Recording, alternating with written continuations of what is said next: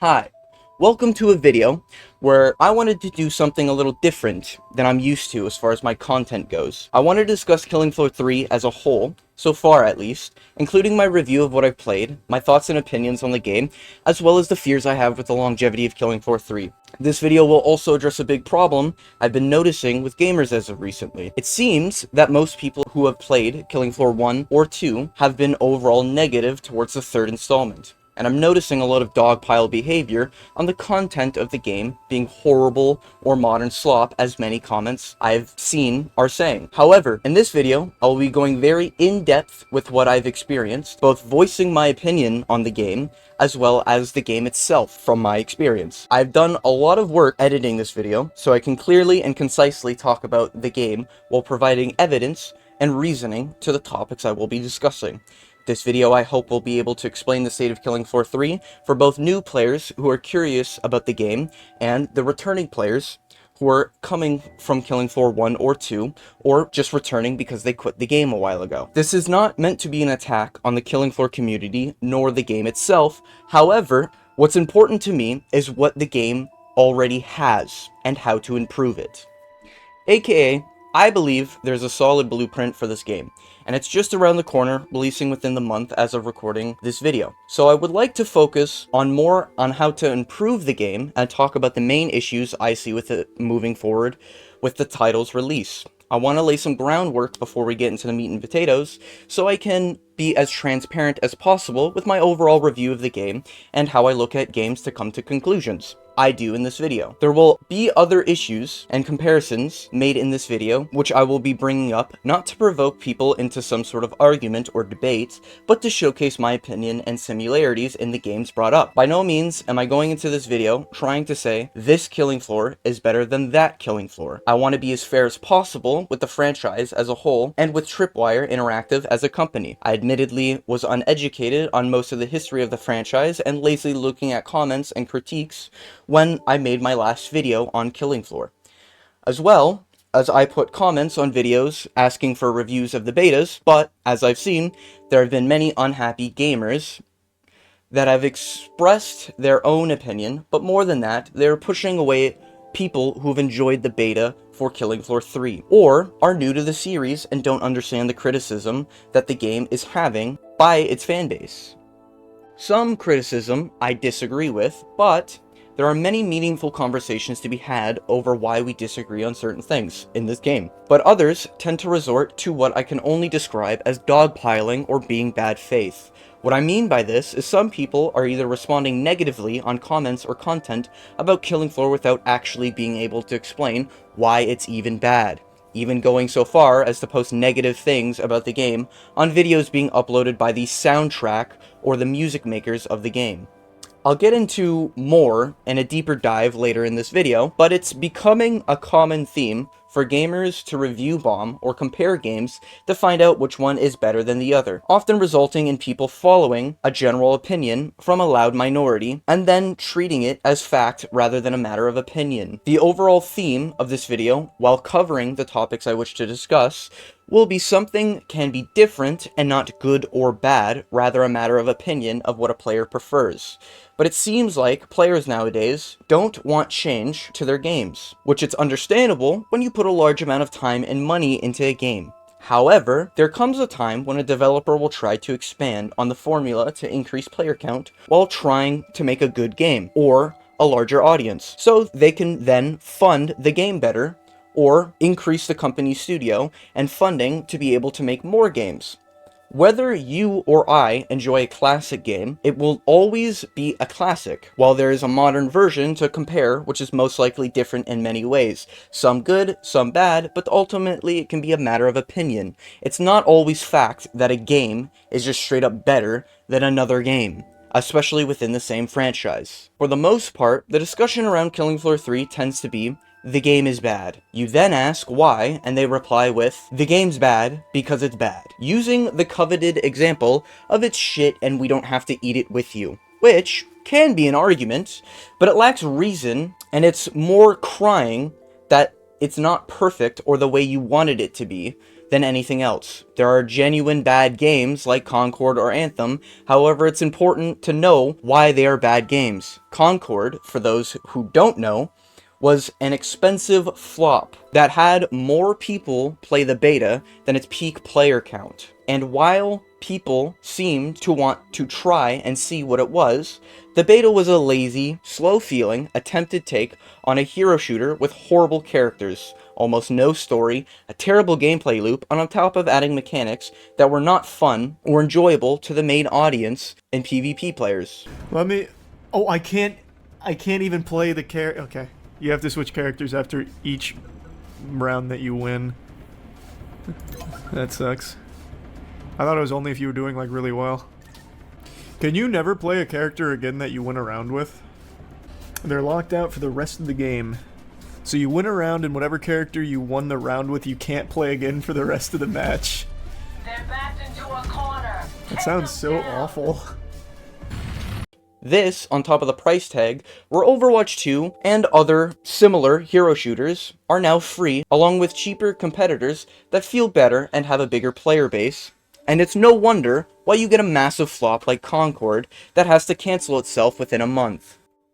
Anthem didn't do well because it had zero consistent balancing for the game, while the endgame drops and difficulty consistently shifting. There were no added content after release, including weapons classes, and while the gameplay wasn't bad,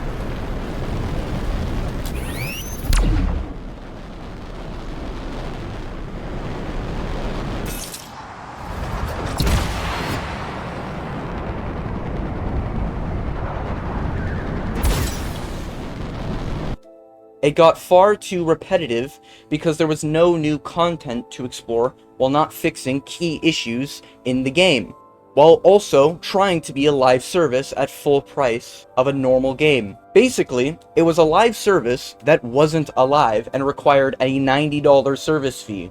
It's very clear why these games flopped and are memed on for the rest of existence as some of the worst games of all time. But occasionally, you will see a game released to a bad start, like Cyberpunk 2077 or No Man's Sky, which both contain great content while having a fair-sized community who care in each franchise. When I say rough start, that doesn't even begin to explain how bad they were. Cyberpunk, for 90% of the people who bought the game, had experienced massive amounts of bugs that would normally ruin your game, soft locking, crashing, save file deleting, other notable visual bugs, and more, while being so unacceptable that they issued a refund to some of the players experiencing these problems. No Man's Sky was almost a complete false advertisement, in that it was promoted with a lot of content that was not in the game on release, a massive amount of bugs. One of the biggest issues was the multiplayer, or I should say, lack of multiplayer. The whole idea is that the game was one big galaxy, and if you managed in the game to sit down on a planet that someone else was on, which was the exact same name and location in someone else's game, you would be able to see each other and play together through the system.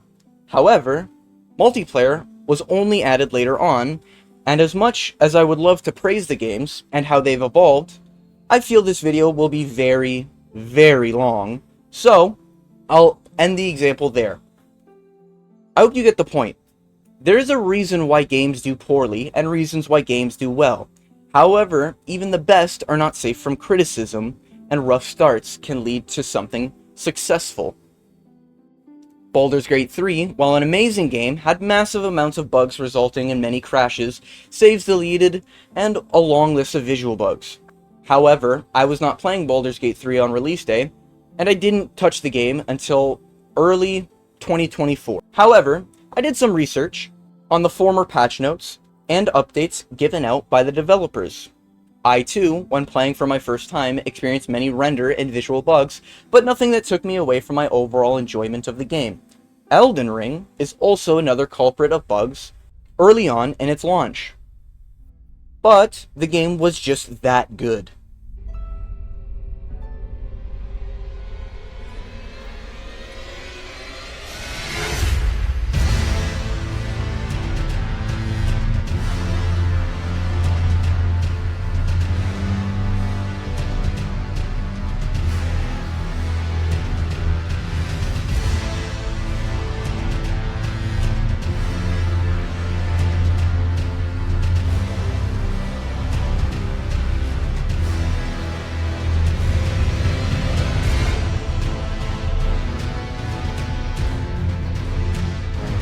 The combat was clean and smooth. The open world was amazing to me, despite what some people thought.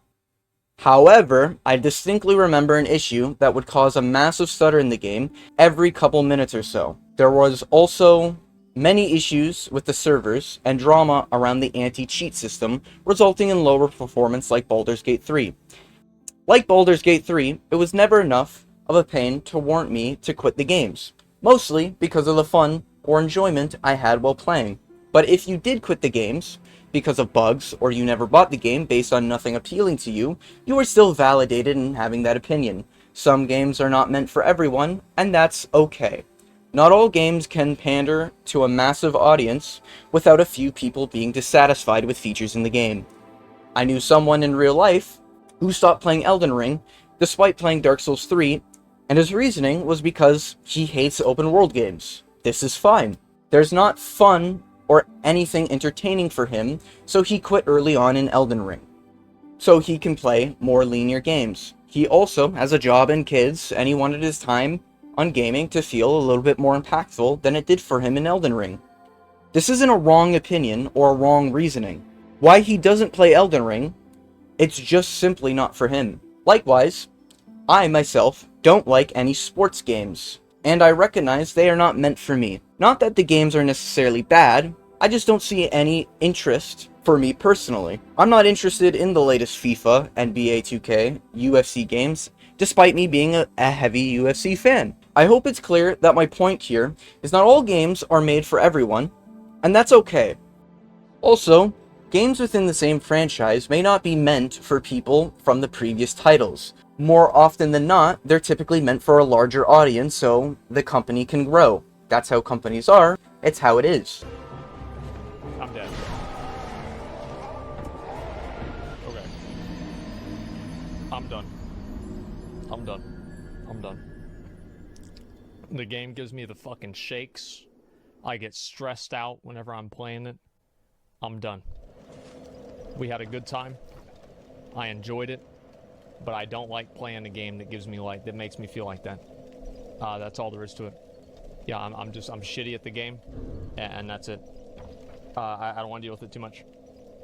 While Asmongold has gone back to Dark Souls 2 at times, he very clearly does not enjoy the game as much as others. Very, questionable. They could have put anything in this room. It's literally just a square box and a bonfire. What the? Oh, well, how about the fact that in order to get to this fucking place, you have to take an elevator up that goes for like fucking 10 hours?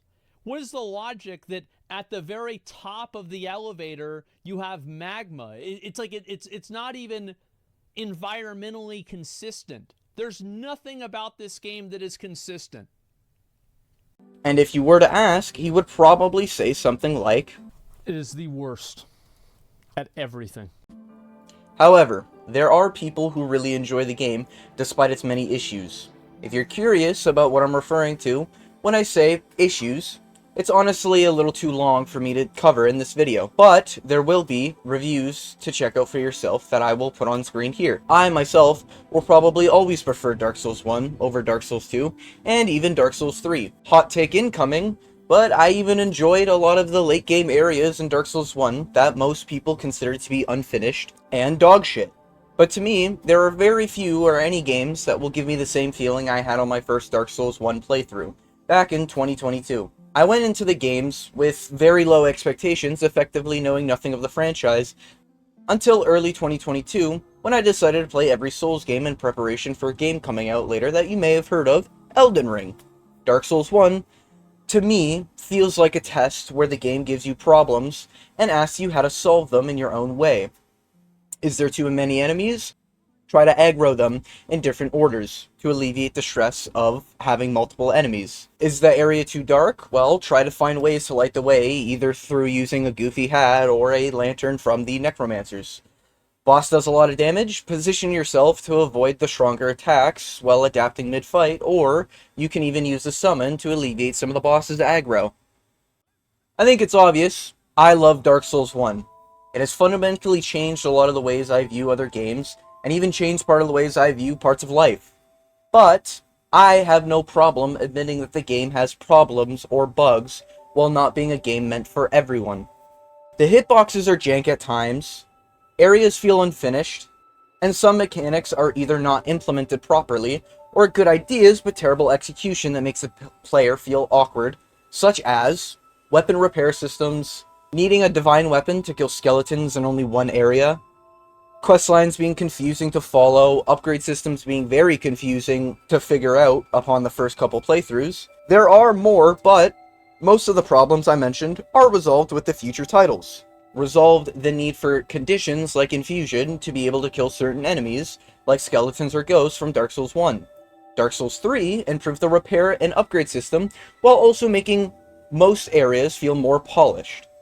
My point here is that Dark Souls 1, 2, and 3, while being the same genre and series, all have things to appreciate, while having a valid reason to enjoy each game for different mechanics or aspects of the games unique to them. Despite the fact that I hate Dark Souls 2 and would rather put my balls in a blender than try to do a 100% run of the game again, there are things that I appreciate in the game over its predecessors and successors. For me, Dark Souls 1 feels like a test, and you need to solve the puzzle of the game. Dark Souls 2 feels like a rough RPG that has much more armor and weapons to play with, in my opinion. Dark Souls 3 feels more like a reaction-based adventure that has a very linear approach to the way you navigate the world, and many quality-of-life changes that makes a smoother experience than its previous title. But all of them follow the Souls formula. They all have a checkpointed bonfire, bosses being tied to progression, and the ability to take in information from other players through messages and multiplayer aspects,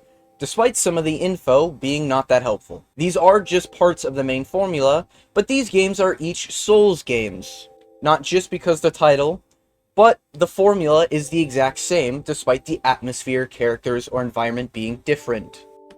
I hope I made it clear that both games in and out of the same franchise are not free from criticism, while also having different reasons to enjoy playing each of them.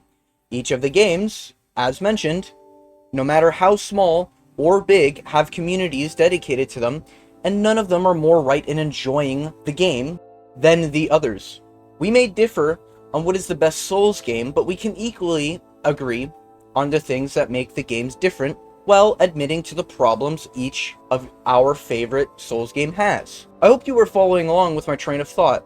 This is the first time writing a long script like this, so please forgive me if I ramble a lot about the topics in this video, but I want to be as clear as possible, and if you need to, feel free to rehydrate and pause the video for a break.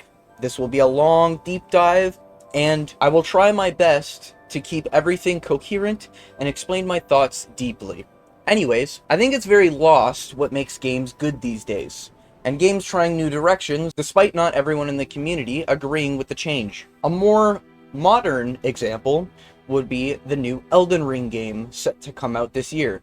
Elden Ring Night Rain is definitely different from the common Souls games that From Software has made, seemingly focusing on more roguelike and multiplayer mechanics rather than the Souls' iconic bonfire two-sided graze system. Night Rain is also half the price of the typical FromSoft brand new game, and uses a class system rather than a build-your-own character system. There are many more differences in the new game, like the Battle Royale looting system, the zone closing, and the use of FromSoft bosses and enemies from other Souls games. This has led to a mixed feedback, but it's important to note this game will not be targeted for the typical Elden Ring enjoyer in terms of the gameplay loop. The game has had test servers at events and beta builds people have played.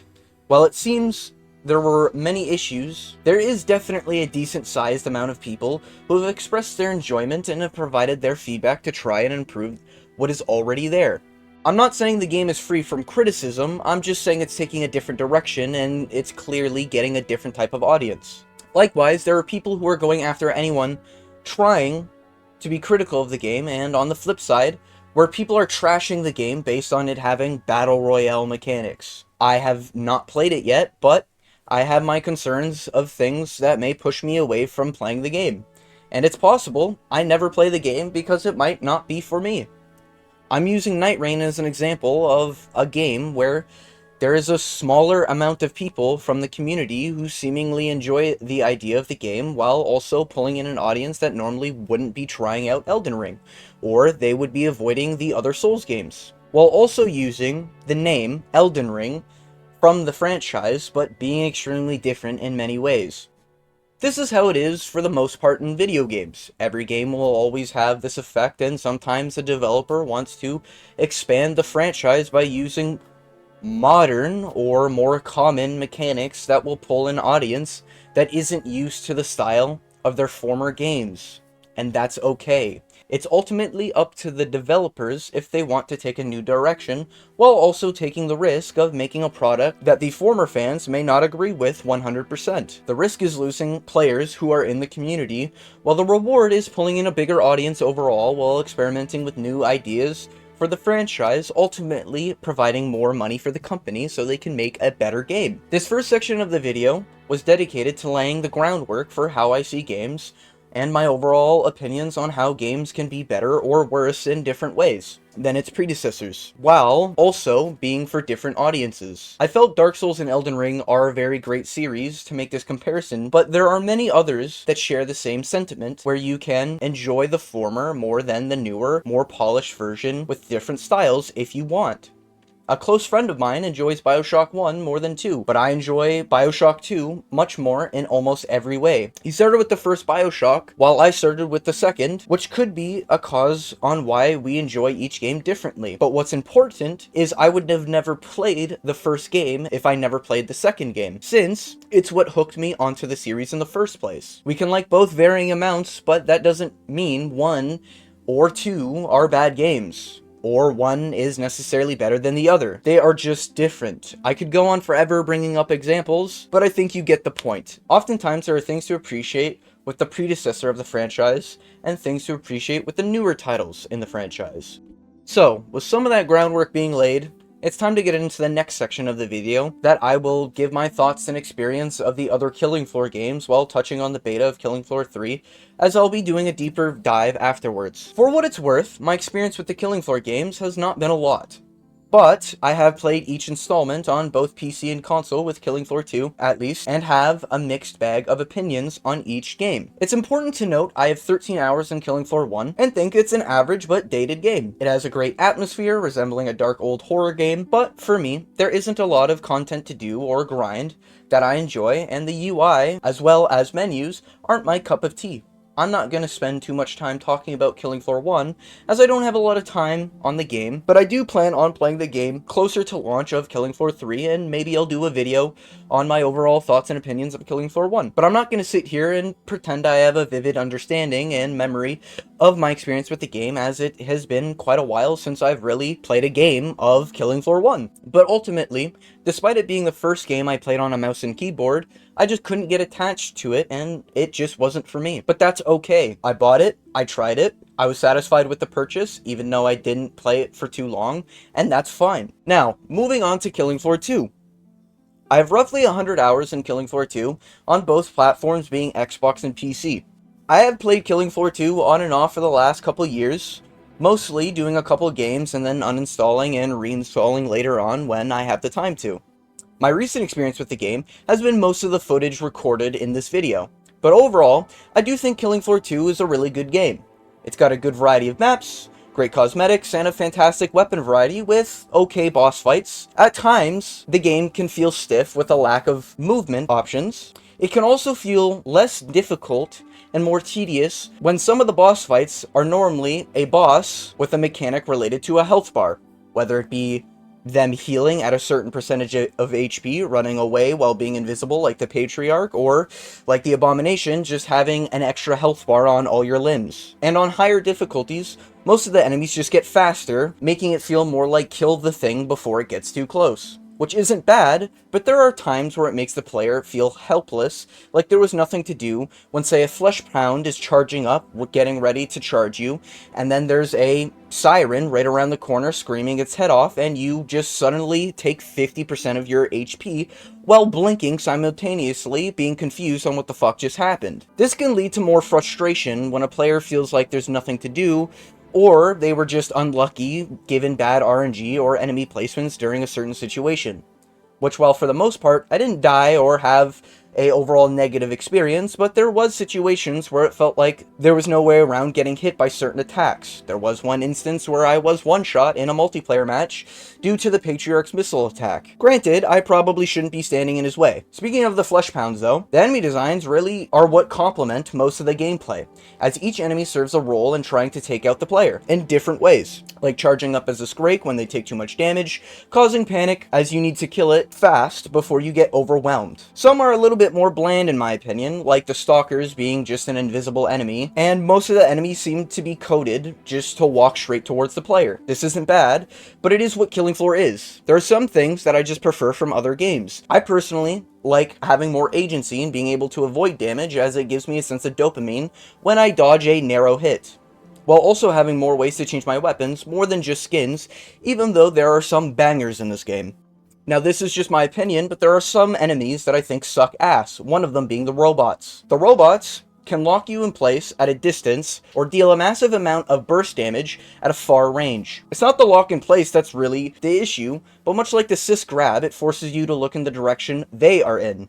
This was more of a frustration, as I would be shooting a tough enemy, about to unload a magazine, and all of a sudden I get grabbed or forced to look at a robot, while the enemy gains more footing on the player. Also, it felt weird killing the robots compared to everything else.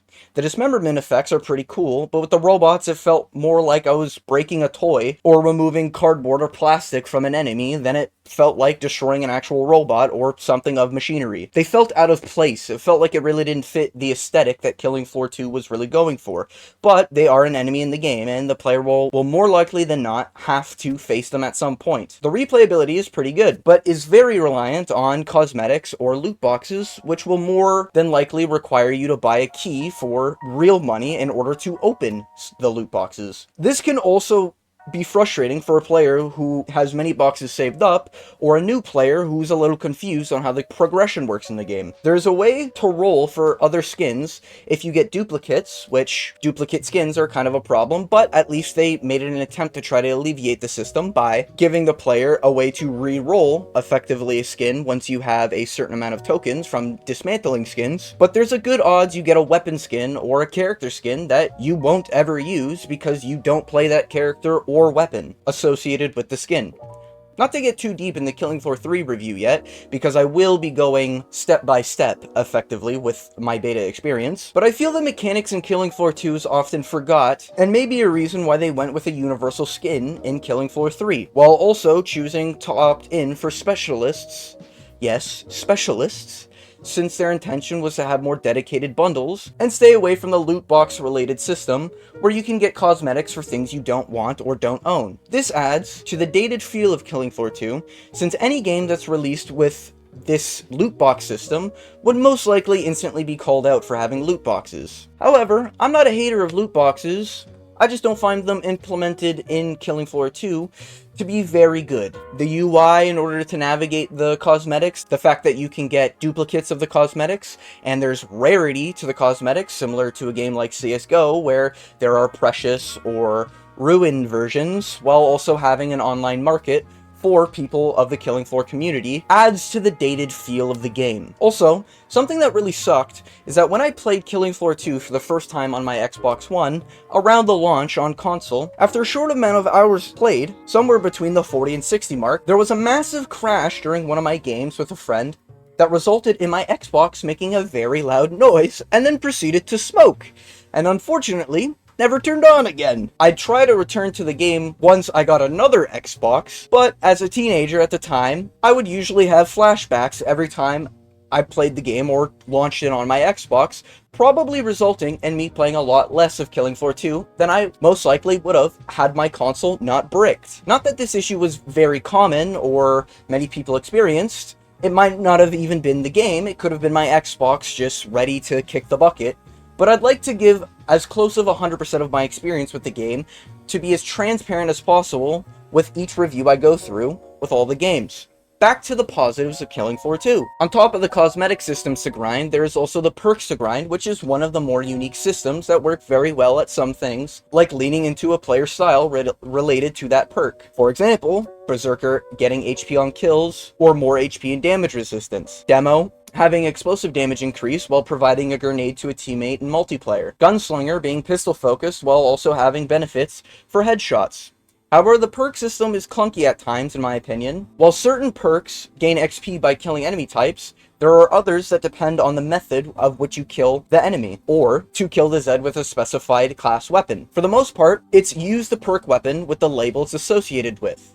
But oftentimes, if you're a new player, you end up having a bunch of perks leveled up, even though you've never played them. It's not necessarily bad, it's just different and may cause players to feel clunky or confused with the way some perks earn XP. The result are in some perks being harder to level than others. The game definitely feels like an older game, even before the beta of Killing Floor 3.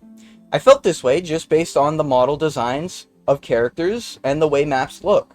The graphics are good, but there is an easy tell it is getting close to the 10 years old that Killing Floor 2 is about to be. I see why people enjoy this game, and for example, a friend of mine has been very excited for the next title in the franchise because of his love for the first and, mostly, the second game. However, from the outside looking in, definitely a good game. It has some interesting systems, but overall it has a basic combat system with some flair to add personality to the game. While grinding can get fatiguing for me personally, as I don't have much interest in grinding loot box cosmetics, and the perk system, while unique, is fairly limited in terms of benefits. Usually, it's effectively increasing or decreasing a number value on the character. Now, this might be a hot take, but I never found any of the characters that memorable even though I played the game back when it came out on console.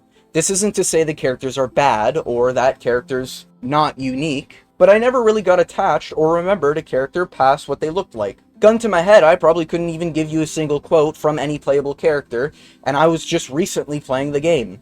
But there wasn't a character I hated or felt like the dialogue was bad at any means. If anything, most of them just felt more unique because they were themed around whatever the character looked like. The guy who looks like a knight will sound like what a knight would sound like. Though this is mostly because I don't really care too much about the dialogue as a playable character, unless it's overly bad or cringe, since even if it's stale or dry, it doesn't take away from the gameplay, which is what I mostly play games for. Killing Floor 2 definitely has a great core, with some rough corners and dated systems that really need a touch-up or removed, like the loot boxes. Definitely worth a try if you're even the slightest bit of a fan of a horde shooter zombie-like game. It's also below the modern $90 price tag attached to most games releasing in current day, but it does have heavy microtransactions like weapon bundles, skins, and loot boxes, as previously mentioned. If you're wondering my opinion, it's very worth the money. There's a lot of effort, like the event skins added to enemies that are pretty good and goofy, while also the gunplay is fantastic and way better than most modern games. The game effectively has classes that are referred to as perks, and you can choose any one of them that pander towards your style while playing a character you enjoy. It has a much lighter tone than most apocalyptic games, and it does well with its map designs and the amount of content in the game. There's a great gore and dismemberment with a lot of depth to weapon variety and a massive amount of map, with a lot of cosmetics to choose from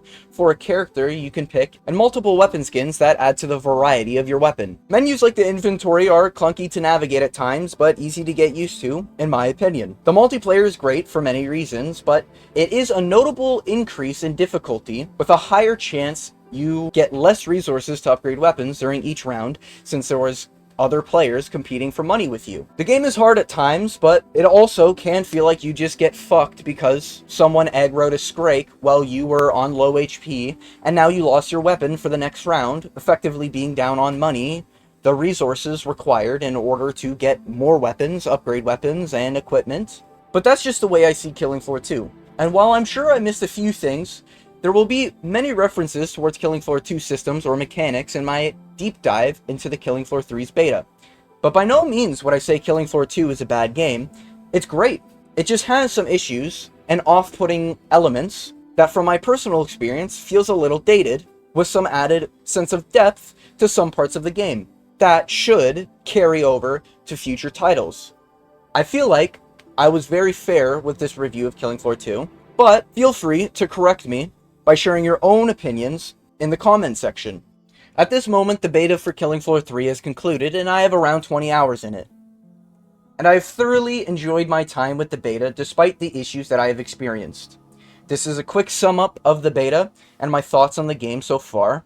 as it is in beta, which I know a lot of people have been saying, but it is true, it is still in a beta with 1 month before launch. I think the game right now has rough and jank animations at times where doing a finisher on an enemy will look awkward, or when a boss spawns, they will sometimes skip animations like jumping up or dashing around with no tell other than teleporting around.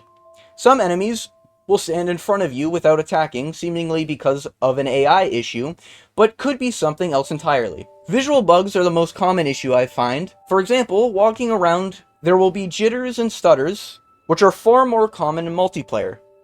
UI could use some flair to add identity, and I really do appreciate the numbers in Killing Floor 2. I know it's might be considered a nitpick, but I think the chunky numbers are a little bit of a downgrade in my personal opinion, but you are free to like them if you want. There's also a little bit of a problem with the trader in my opinion, where it lacks a little bit of identity. In Killing Floor 2, it felt like a unique style, where the moment you saw a trader menu, you knew it was Killing Floor 2, where this menu could be synonymous with other games, and I think that's kind of a problem. It also sort of feels unfinished with the weapon rarity system. I am personally not a fan, and I think it's very clear when a weapon costs more than another weapon that it will probably be better than that weapon. However, I do think that it could just be my preference, but I'd be curious to see what the community thinks about the weapon rarity system. The loadout system, I think, is overall really well done, being very close to something like Call of Duty's Weaponsmith, but I actually enjoy it for the most part. It's simple to put on attachments, and it's almost right at home for modifying a weapon. Class animations, when using some skills, look far more jank and incomplete when watching. However, when playing, they feel a little bit better and impactful with a unique sense to each class. Maps feel pretty good. While feeling smaller than most Killing Floor 2 maps, from memory, they still have good layouts, and felt different for the most part, like the lava and Horizon Factory, the busted up holes in the army depot, and the platform with the statue on city streets. I see a lot of comparisons to Killing Floor 2 and how it's better in so many ways, but I see this as being different in Killing Floor 3. The beta only has 3 maps, and there will no doubt be more on launch, so I think it's a little bit unfair to compare the entire map roster to Killing Floor 2 and Killing Floor 3. However, if you want to, then definitely there's more maps and more content to explore in Killing Floor 2. However, the 3 maps I don't really have a problem with, and I'll be going a little bit more deeper into it, but my overall thoughts is that they're pretty good and they work for the game. Moving on to the feeling of the game, which is a common topic I see brought up in actual criticism from Killing Floor fans. Killing Floor 2 felt like you were taking off a chunk of their head or body part while being very responsive in terms of where the bullet landed. The Zeds are close. Safety's off. They're spilling out the floor! Happiness is... However, I did have moments where it felt like the enemy should have been dead while having almost no head, or actually having no head. Killing Floor 3 feels more like a smooth, clean cut,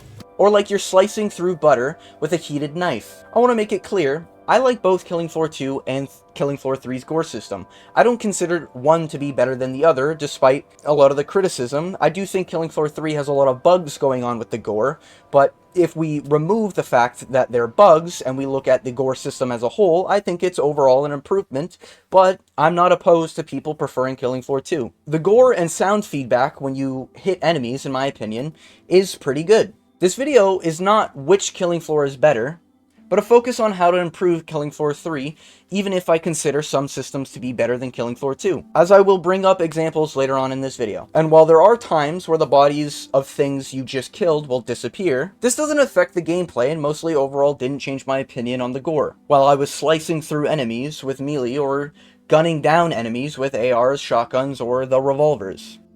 The characters in the game, for the most part, lack unique dialogue that makes them stand out so far. Most of the time, it's the accent or language that I notice over their actual words being said. But so far, nothing is cringe or clunky and doesn't fit what they were doing, other than the times they point out what's happening on screen in a Captain Obvious sort of way.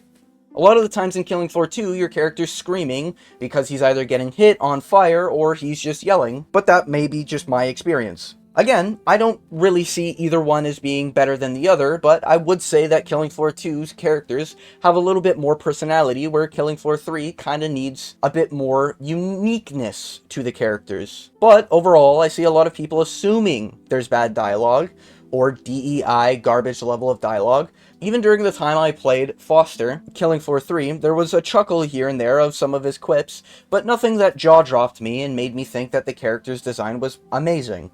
The same can be said for most of the gameplay I had in Killing Floor 2. There was no characters I got attached to in Killing Floor 2 or 3. And there was no preferred character for me in Killing Floor 2. But I also don't look at character dialogue often, unless it's really bad, or I'm doing the research for this video. But it does have to be really bad for me to warrant it being dog shit. Everyone alright? Aye, but how did you, like, phase lock the entire moon? Wow. The player hub feels dry, and there have been times while loading in multiplayer where the game's crashed or won't load the match properly, and I'll be stuck in an infinite loading screen. But when the game does load, and there's minimum stutter, while having most of the bugs not being present, it is very fun killing the Zeds with other people, and taking on bosses while watching your team get decimated by 3 impalers. Overall, my experience with the difficulty is that I played mostly on normal, and I was not able to complete hard modes via 5 or 6 attempts. I recorded a few of them, and 2 of them I had a crash during the boss fight.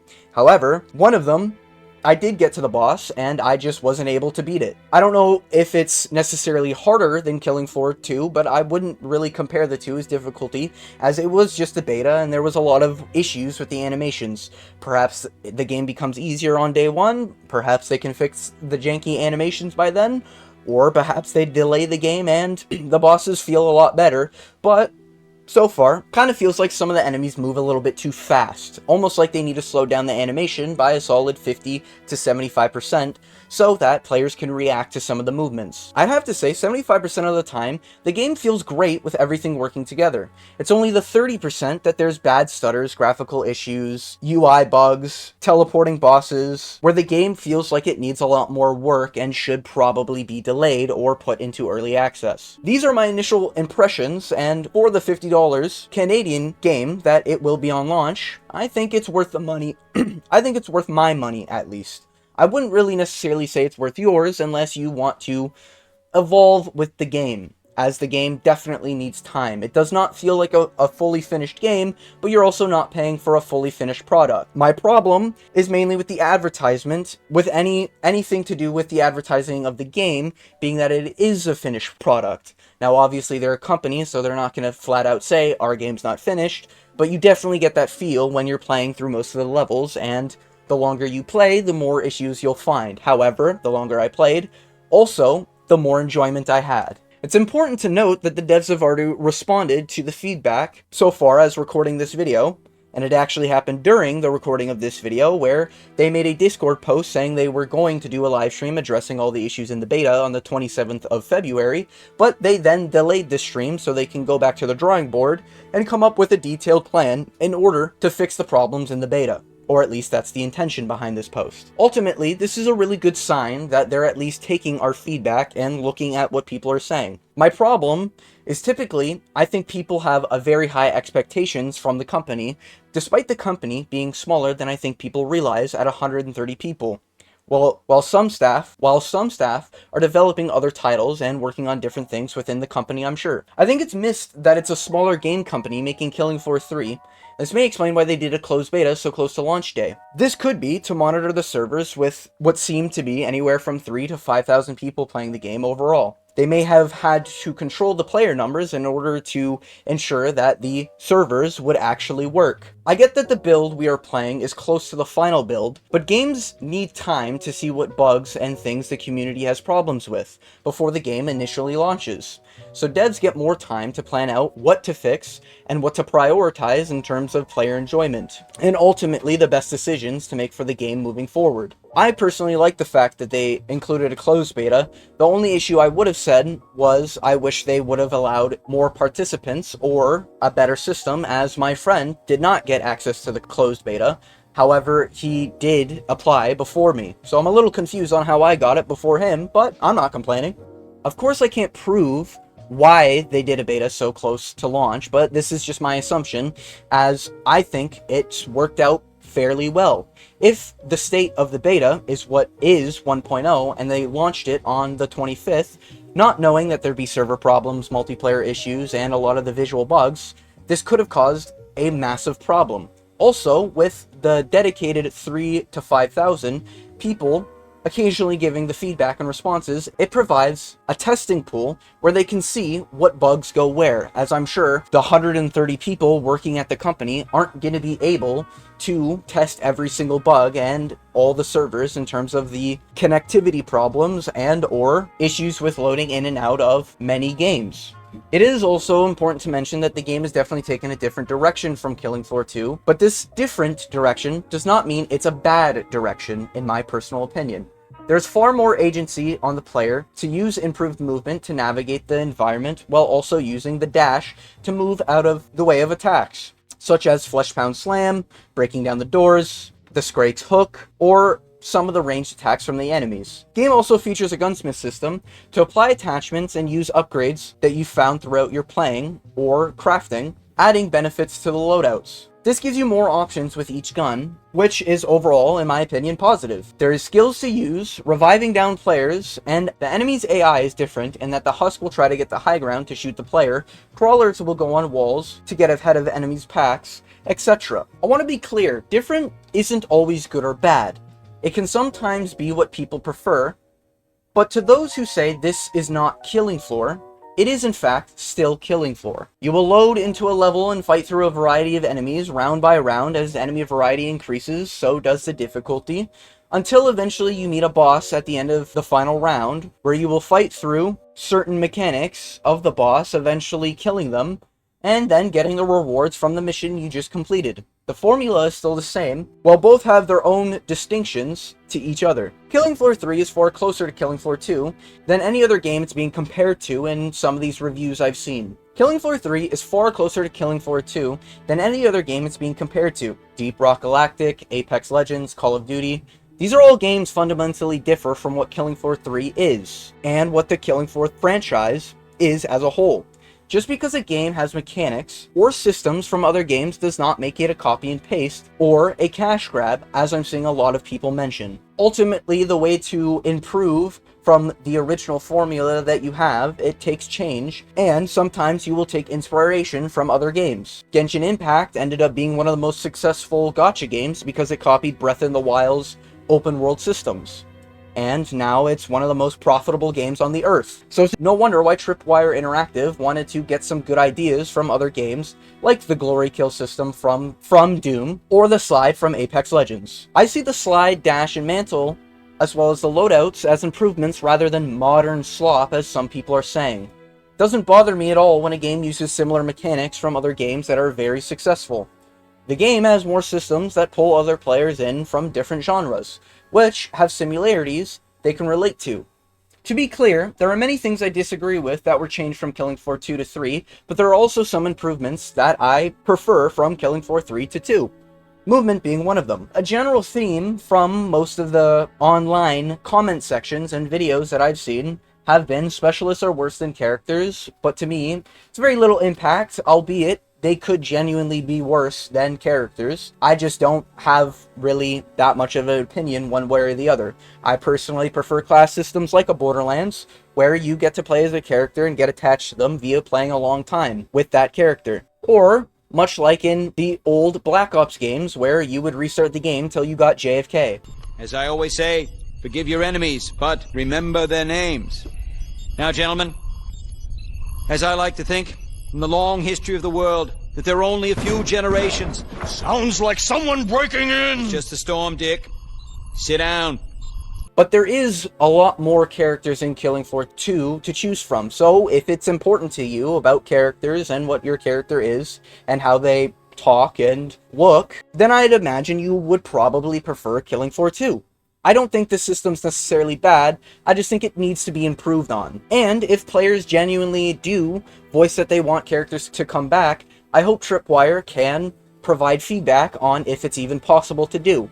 I'm not too familiar with game development, but to my understanding, Unreal Engine 5, you can do a lot of things with it. So I'm hoping they're going to be able to bring a character system back based on feedback provided by players. It could also be that they wanted to attach characters to a specific class or specialist so that they could cut costs in terms of voice acting with multiple characters when players don't play those specific characters.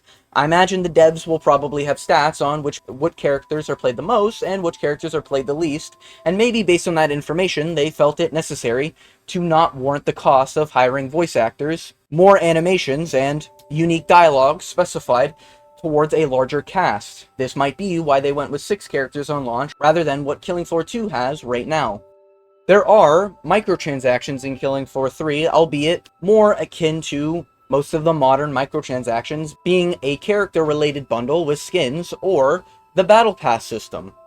So far, I've not seen anything about the developers saying that they will add loot boxes, so that might be a plus for you moving from 2 to 3. And it also seems like characters as well as weapons are going to be free throughout the lifespan of Killing Floor 3.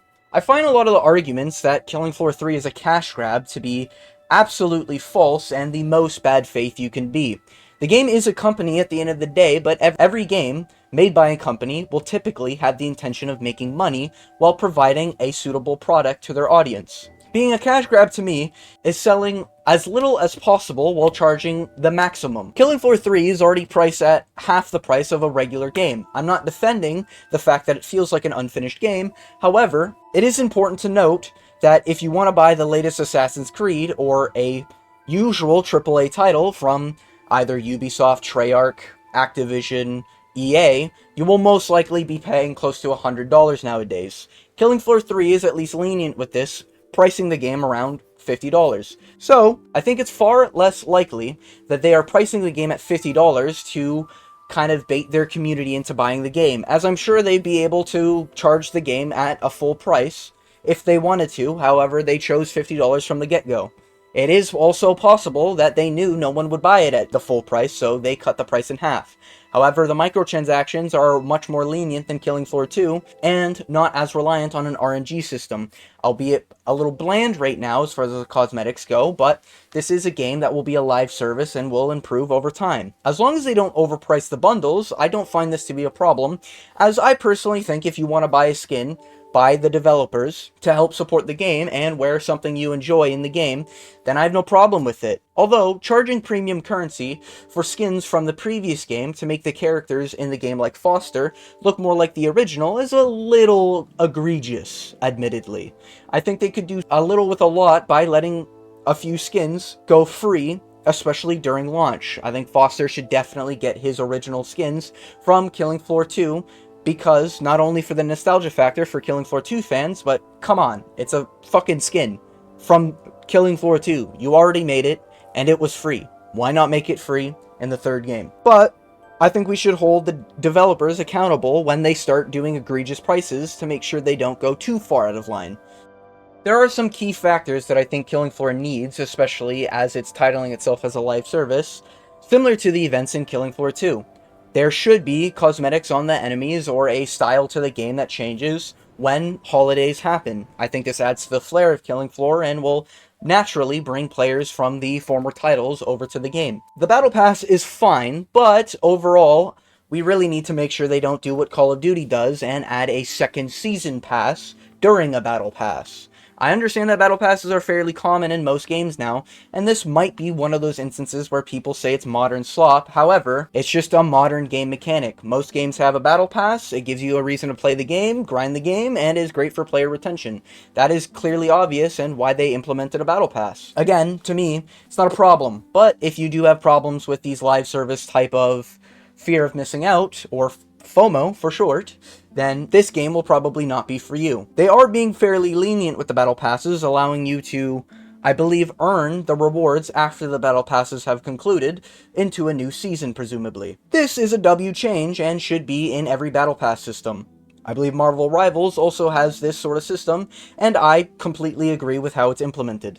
It's quite possible that players get burnt out very fast with the game, but much like Killing Floor 2, this was a similar situation. Once Killing Floor 2 launched, to my understanding from most of the people I've talked with in the community, or rather they've talked with me in the community, they seem to be voicing that Killing Floor 2 on launch for PC was not well received by the Killing Floor 1 community initially, and it had to take time before the Killing Floor 1 fans eventually moved over to 2, appreciating what Killing Floor 2 had to offer.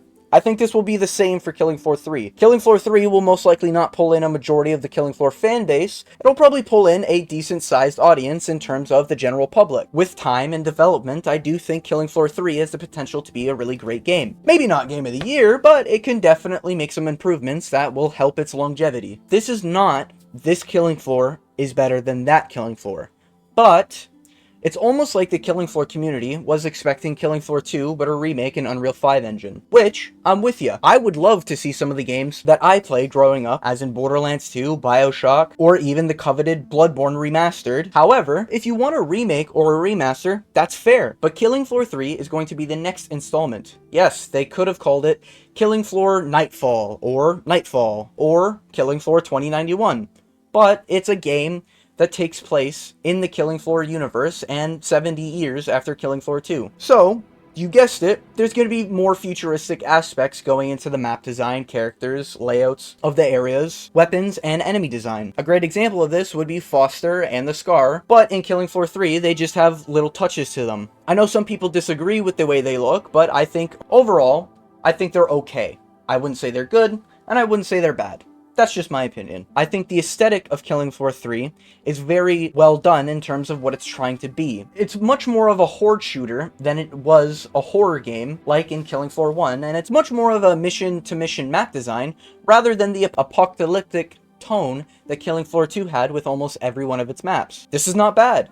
This worked very well for Killing Floor 2, I just think Killing Floor 3 is trying to do something a little different in terms of a futuristic tone, where there's an army sort of invading cities or army depots, or you're finding out where the factories that make them are.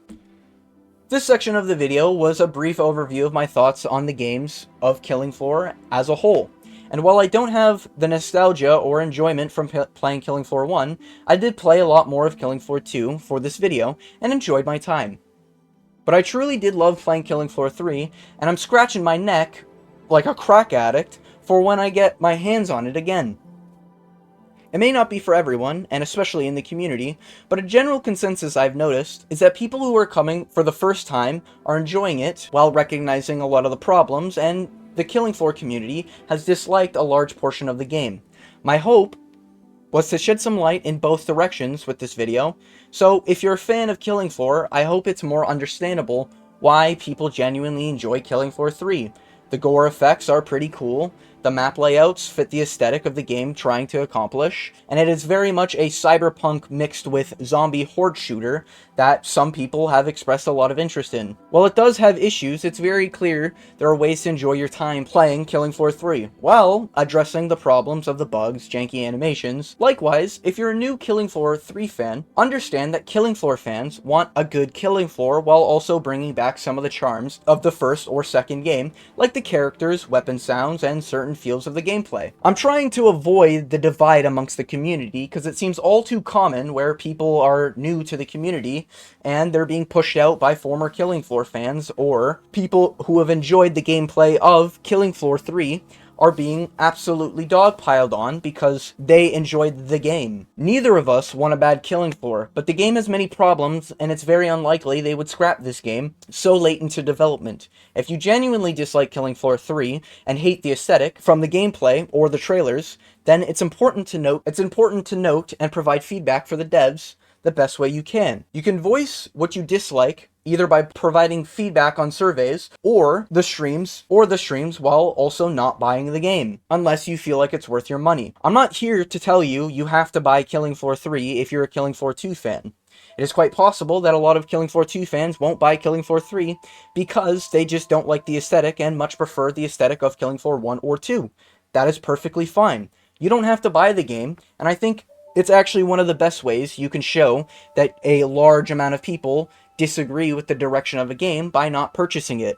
I've expressed some of my opinions on some of these games, like the new Borderlands title about to release, which I myself have no plans of purchasing, as I think it's supporting something that I disagree in the direction of the game. But me, personally, I will be buying the game despite the issues I experienced in the beta. I see something great that the game can become. Killing Floor 3 has made me a fan of the series. If it wasn't for Killing Floor 3, I most likely would have never went back to Killing Floor 2 as consistently as I have now, as I've played more games now than probably in the past 5 years. However, I believe I will get my money's worth, even if the game doesn't meet expectations in terms of the Killing Floor community.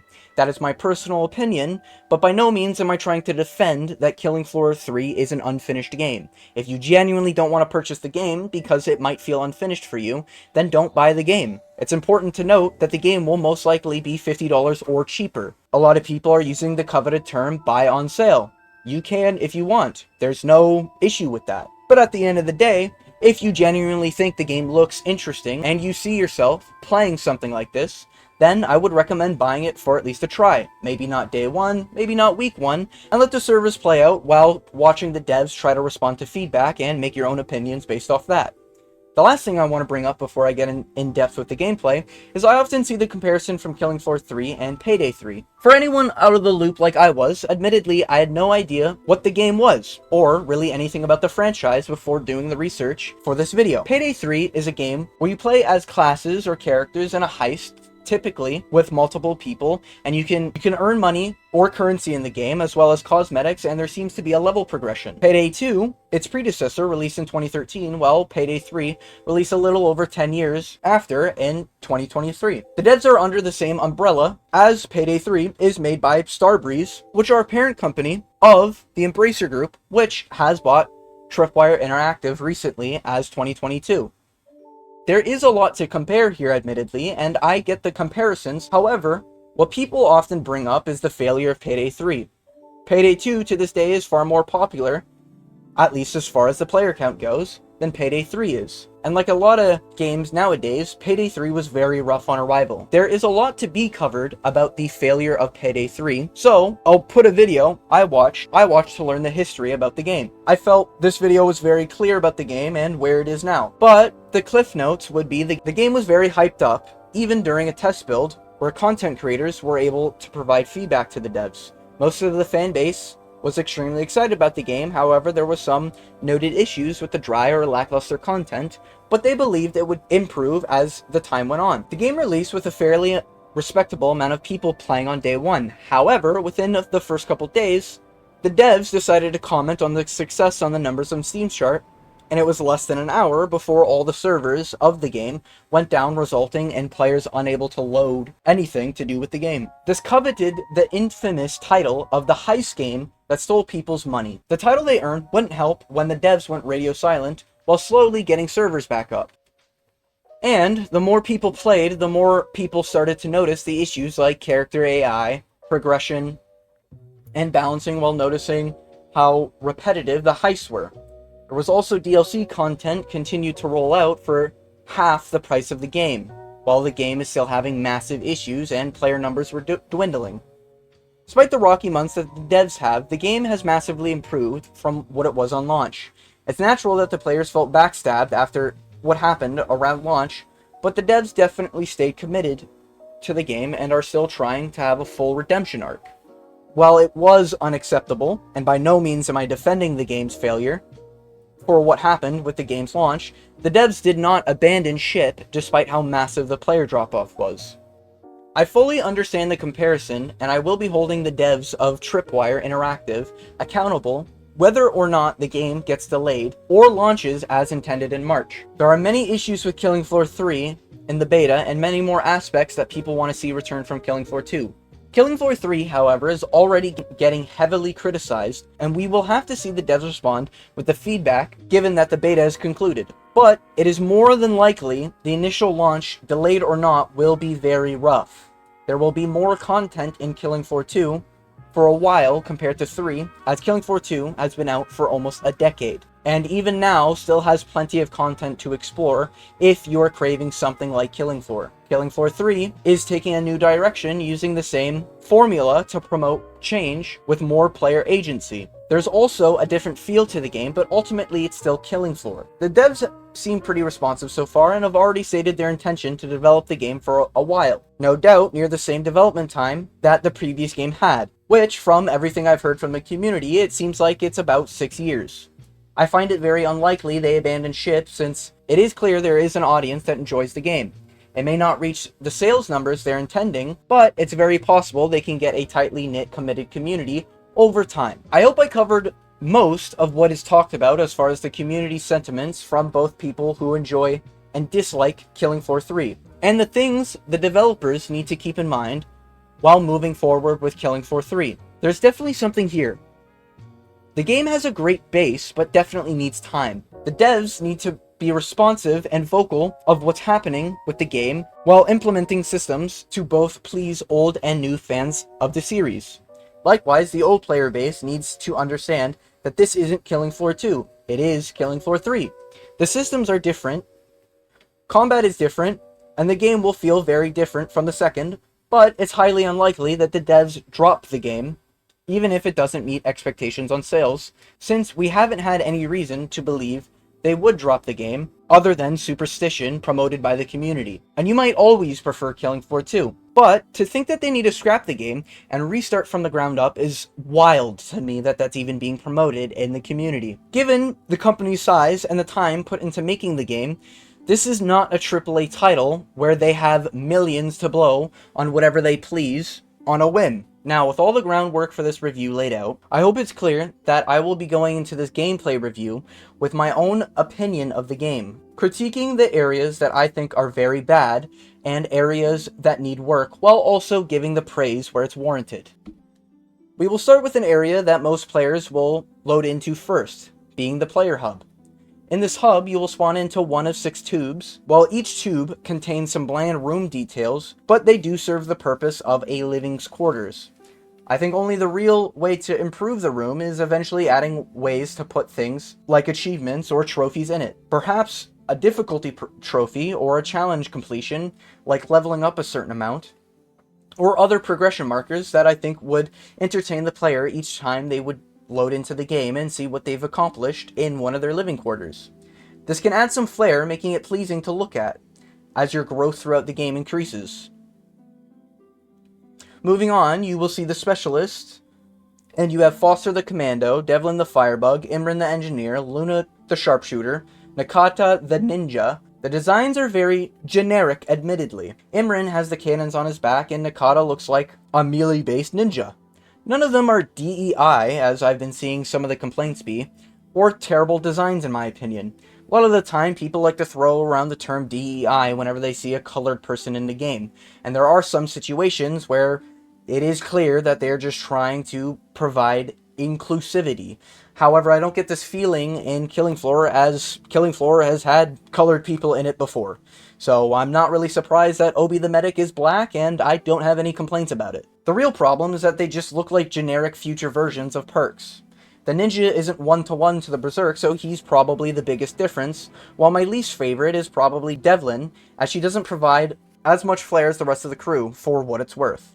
She looks more like a vendor than a playable character, but the more I played and looked at the characters, I didn't mind them as much as I originally thought. Again, I'm not that huge on who I play or the dialogue associated with them, as long as it's tolerable and not overly cringe or terrible. Each specialist comes with an ability and a skill tree associated with traits that you can improve, either with the throwable, with the skill itself that they have, or passives. The Specialist is no doubt one of the biggest gripes with the Killing Floor 2 fanbase, since it seems they would rather pick their character than force to play one. There's good reason for this, to be fair, like not liking the characters as far as their designs go, over others, and wanting to play a style different than their favorite character. For example, if you wanted to play the ninja as Foster, you just can't in Killing Floor 3. There's also the ability to enjoy the dialogues of your favorite character while playing the other classes, but you can't do that in Killing Floor 3.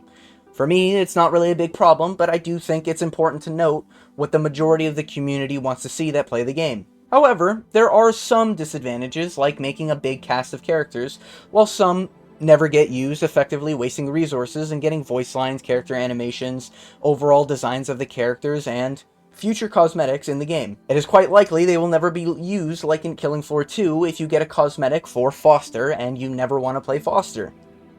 Ultimately, it's up to the devs to choose either the character system or the specialists, but if possible, it would be more beneficial, I think, to add the character system back, since most people tend to want it, and it worked pretty well in Killing Floor 2. Wasn't a bad system, in my opinion, even though I don't care about characters, but if it is the majority of opinion, it should definitely be on the to-do list. Anyways, the skills felt great from my experience with the game, with some needed smoothing of animations, especially for Obi the Medic, Imran the Engineer, and Devlin the Firebug. These three specifically don't have a great transition into their skills, making it feel less organic, but the rest I'm fairly fine with. Nakata's gadget took me some time to get used to, but overall I had a lot of fun and it felt fluid using it. Luna's felt great, as you roleplay as Yondu from Guardians of the Galaxy, decimating your enemies with a floating arrow. Foster's drone feels impactful, but perhaps shoots a bit too fast, leading it to be more of a burst of damage that I feel like it should be more of a sustained damage, akin to most turrets in other games. I didn't cap out any of the levels in the skill trees fully, so it's possible they feel better to use, but these are my first initial impressions I got from the specialist. Moving on to the rest of the hub, we see that there's almost no doubt the inspiration from Deep Rock Galactic's player hub, given that the positions of the tubes for the player who join the game alongside you. While most of the stations are centered in the middle of the room, while the vehicle, which eventually transport you to a mission, is in front of where you pick a mission. This is most likely where people throw the soulless accusation that, admittedly, it is dry in the hub, with very little to look at other than a few various objects and piping around to show you this is most definitely a facility of some sort. This can be improved by many different events or progression systems to show a player's journey throughout the game, but as far as the events go, they could try having the place covered in gore or snow, depending on the holiday of course, to liven up the area. But other than that, I'd like an indicator that pops up when I'm near a station to interact with while standing near one of the stations to clearly indicate that there's something to do there, similar to the ammo icon you'll see on screen while I'm near one of the stations and not always on my screen. Next, we move on to the shop and supply pass indicated by the area with references to the cosmetics in the store like Foster's mask or the current cosmetic in the supply pass, which yes, indeed, there's a battle pass. As stated previously on my short cliff notes of the in-depth review I'm doing here, I don't mind microtransactions in games because I don't often use them and I just don't see them as being a problem.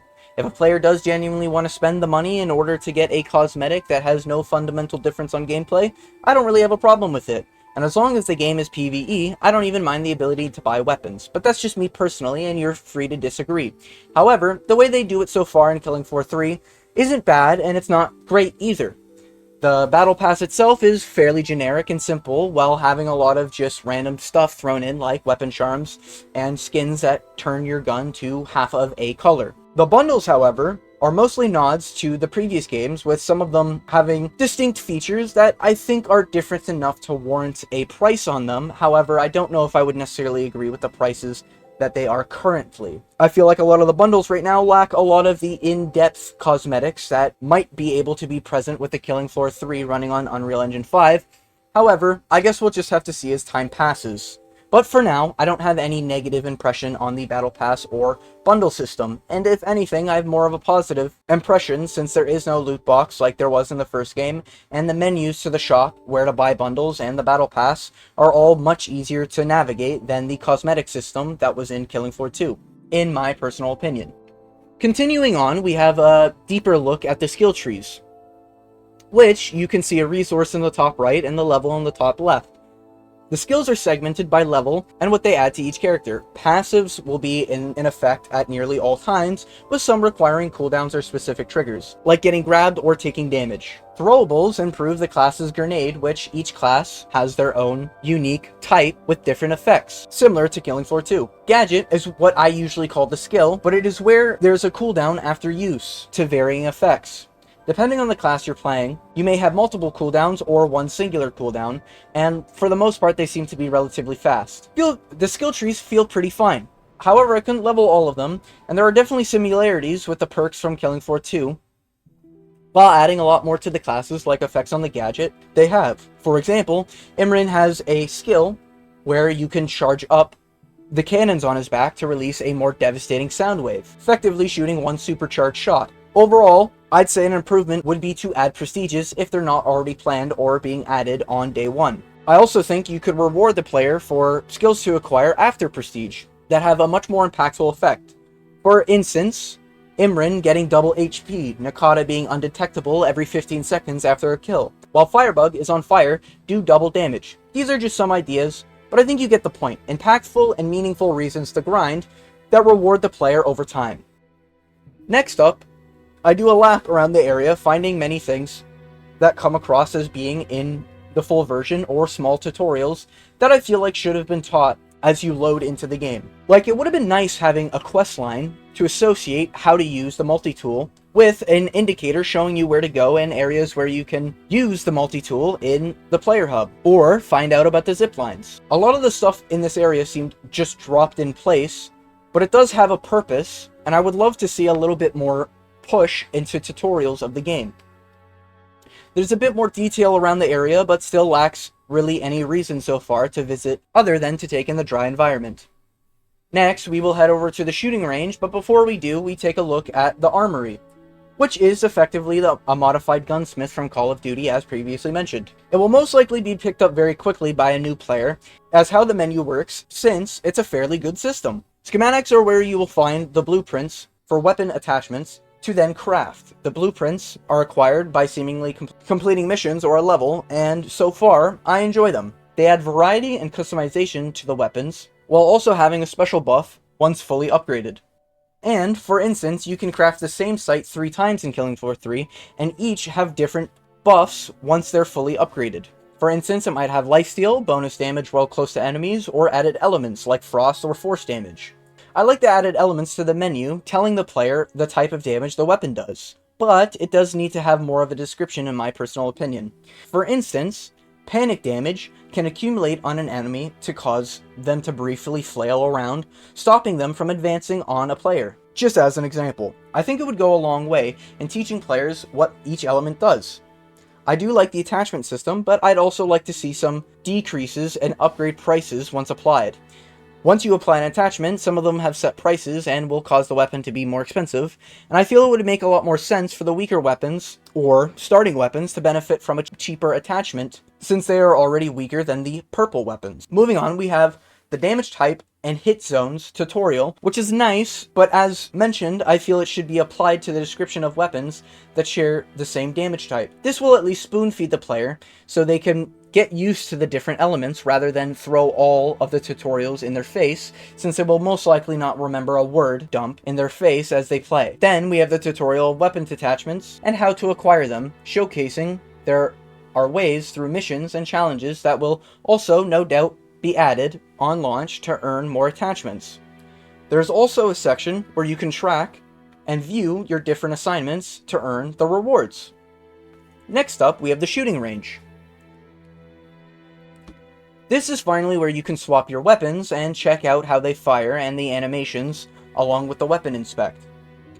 I quite like the inspects for almost every weapon, since they do a good job of showcasing how the gun operates, and you can also access every weapon from both here and the trader in-game.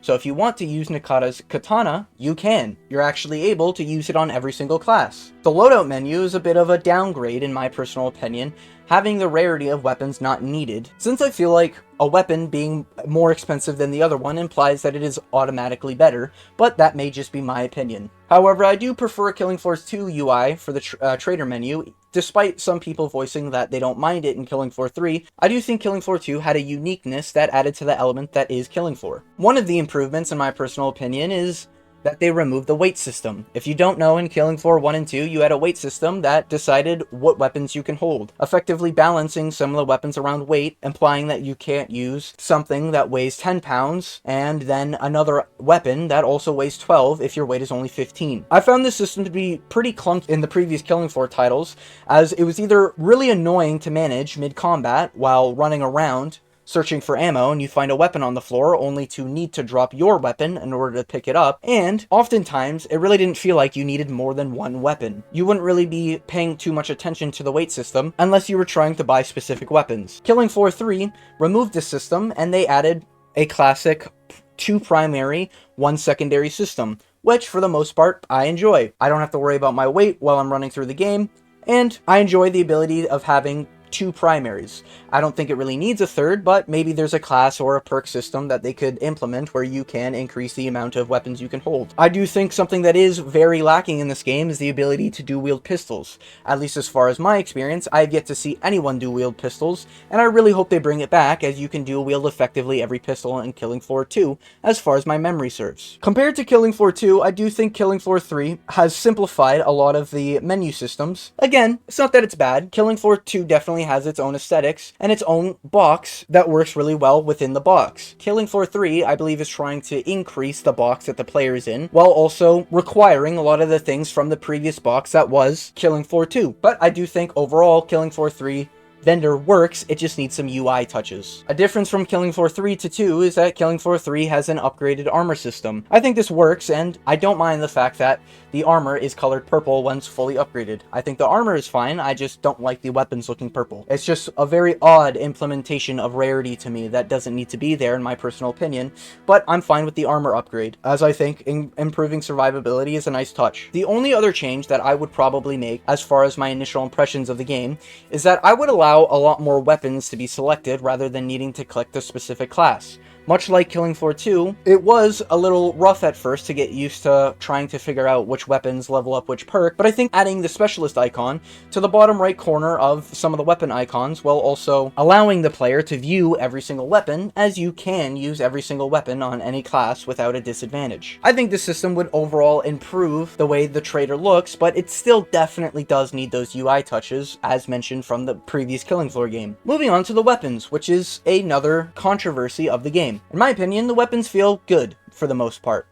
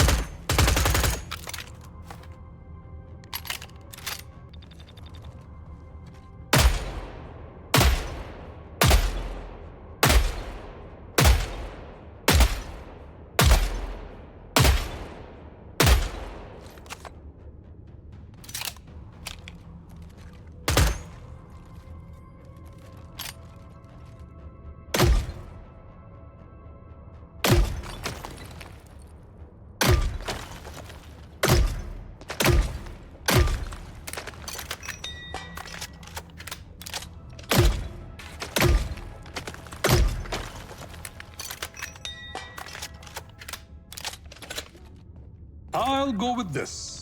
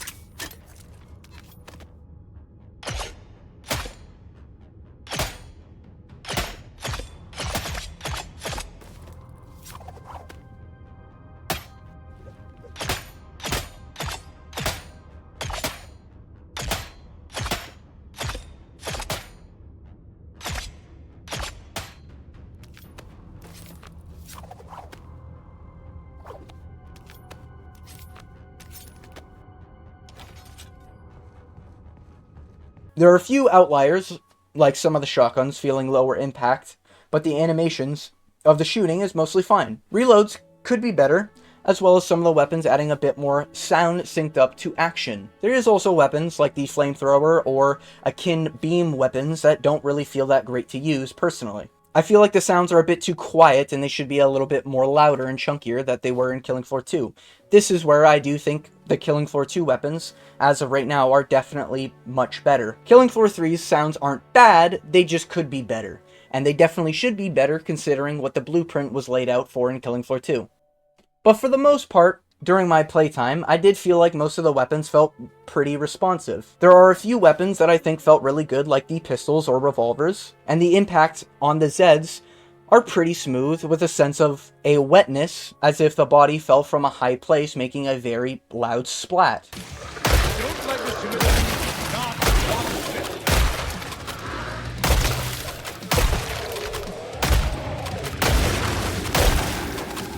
Or they give you the feel that you're shooting a heavily armored vehicle when shooting Zeds that have metal parts on their body like the Flesh Pounds or Scrake.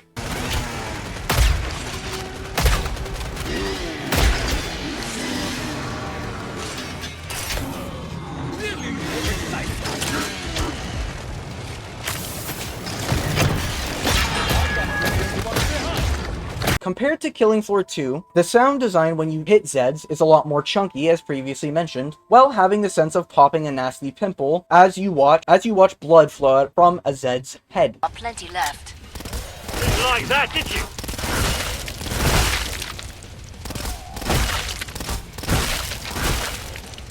Or, in Killing Floor 2, hitting metal making sound that resembles a rock being bounced around a metal tube or pipe. Requires further development. Perhaps we don't understand. There's an impression I get when I hear the sounds, and for the most part, people seem to be hating on the sounds of Killing Floor 3's impact. I just disagree.